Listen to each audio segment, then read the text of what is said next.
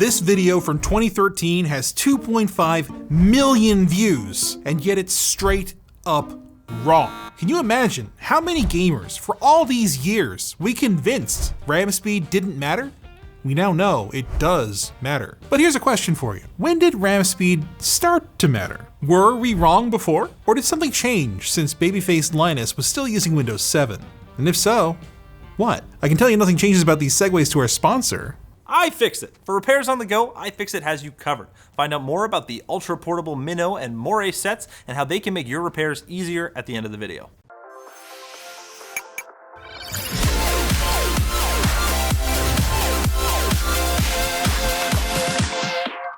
We've got a few theories about why the impact of RAM speed is different for gaming today than it was 9 years ago. And while we all agree that each of them is probably true, we don't know which is the most influential. Since I'm already here, let's start with my theory, which is this. The benchmarks themselves were flawed, and so our results were also flawed. Looking at the old video where we claimed RAM speed didn't matter, we ran a GTX 660 Ti at 1080p max settings with anti-aliasing enabled. We are GPU bound out the wazoo, which isn't going to tell us much about how the RAM is behaving. I need to redo these tests with reasonable settings, so I pulled those old parts out from the archives and built a similar enough system to rerun Metro Last Light. The numbers won't quite line up since we don't have our 660 Ti anymore, but we can see how it does with this factory overclocked 660. At the original benchmark settings, we're once again looking at very little difference between the RAM speeds. Technically, our 2666 kit runs over 5% faster in minimum frame rates, but that translates into less than a whole frame per second in the real world, so yeah. If we turn off anti-aliasing, we're still seeing a similar result despite the lesser load on the GPU. It's when we switch over to more modest in-game settings that we see almost no difference across the board. What? Okay then. I expected that the higher our frame rates, the more RAM speed would matter. I guess the result makes some sense, seeing as the higher the settings, the more data needs to pass through the CPU to the GPU. Maybe if I run a notoriously CPU-bound title at esports settings, we'll get more of an impact on RAM speed? Kinda. Minimum frame rates creep up as we go up in RAM speed, but it's not by a lot, and average FPS doesn't change by much. Cinebench R15 also doesn't show much of a difference in CPU rendering, although we depart from our original review here by mostly even jumps as we go up the stack in OpenGL. Did I just accidentally prove our old video right? Well, not so fast. Let's hear Jake's theory. Games have gotten a lot bigger over the last 9 years, and because of that, a ton of data has to go to the GPU very quickly. Top that off with more intense physics calculations and heavier operating systems with more going on in the background, and you've got yourself a RAM bottleneck. So my theory, or at least part of it, is that RAM speed just didn't matter as much back then, and what changed is actually the games. Which is a good point. We saw this in reverse when we dropped the settings down in Metro and got less disparity between our RAM kits. Cinebench OpenGL gave us another clue, which is in its CPU utilization. It seems like 3 to 4 threads are in use at any given time, so larger, more modern games with bigger assets that use more threads should show a greater disparity between our RAM kits. So let's test Jake's theory. The most modern title we have that I can easily run on Windows 7 is Shadow of the Tomb Raider, which is both pretty large and uses multiple threads. And well, slow RAM hurts a bit at 1080p Ultra, but there's no tangible difference going from 1600 to 2666, despite the immense cost difference when it was new. Cutting the detail level to low narrows the gap even further, which tracks with what we saw in Metro. Bigger assets need faster RAM, or a bigger bag. Hey, back orders for the backpacker up, and so are the reviews. Go check them out, you can fit so many assets in there. So Jake's onto something. Assets are a factor, but now we had to ask, is that all there is? Let's hear Linus's thoughts.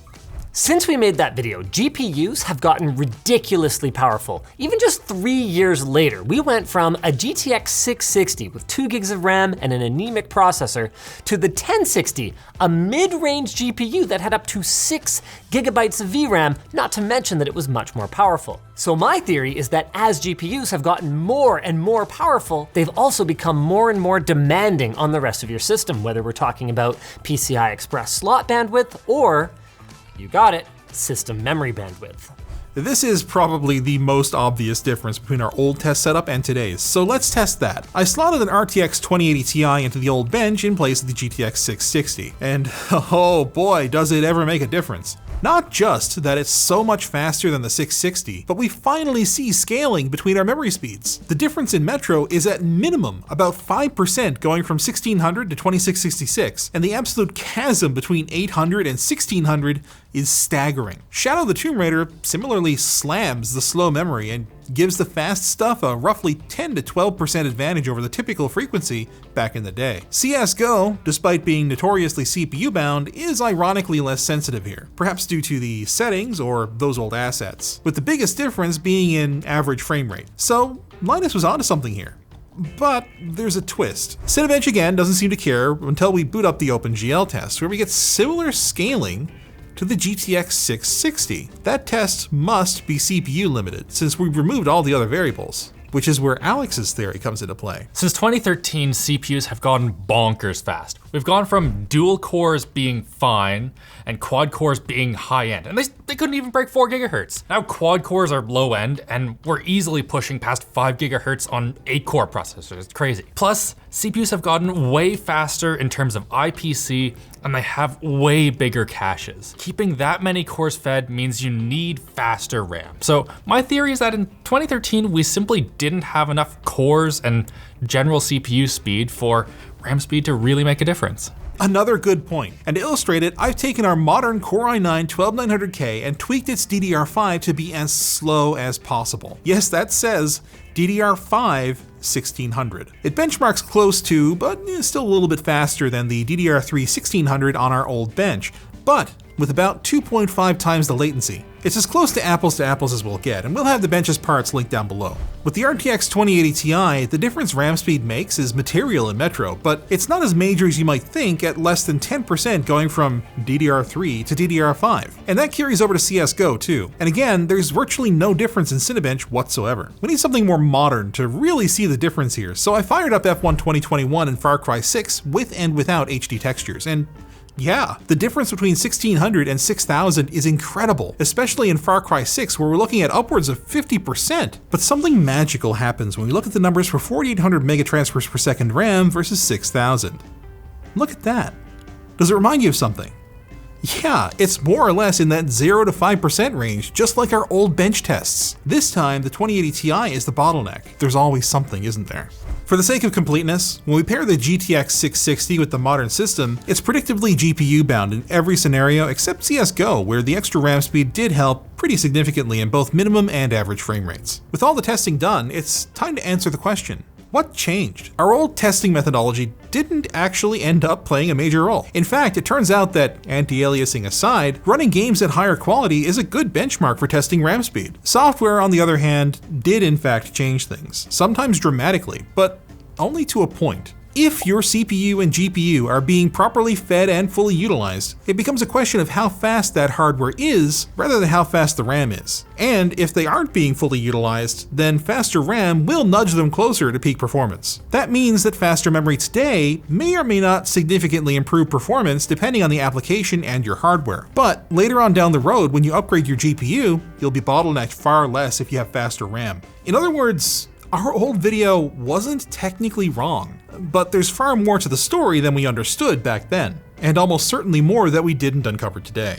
What we did learn today was that compared to CPUs, GPUs are more sensitive to changes in RAM speed, or at least the RTX 2080 Ti is more sensitive to RAM speed than our 12900K is. Our test suite was limited, so Radeon or Ryzen may scale differently. The big takeaway is this. It's that combination of software complexity, more available bandwidth, and more data-hungry GPU cores that makes memory speed matter. And it does matter. And so does our sponsor. iFixit. You break it, I fix it. Not me, of course, but iFixit's Moray and Minnow kits are the toolkits for the tinkerer on the go. The pocket-sized Minnow driver kit is only $14.99 with an easy-to-open magnetized case, a built-in sorting tray, 16 different bits, and a handle with a built-in eSIM eject tool. Pretty fancy. For something slightly bigger and longer, the Moray driver kit is only $19.99 and comes with 32 different bits with extended reach necks for digging into those hard to reach nooks and crannies. And all iFixit kits come with a lifetime warranty as well, so you're sure to end up in a landfill somewhere before your iFixit kit does. So check out our links in the description to get yours today. Thanks for watching, guys. Instead of throwing you to that old video, how about checking out our much more recent video exploring whether 8 gigs of RAM is still enough in 2022? The answer might surprise you.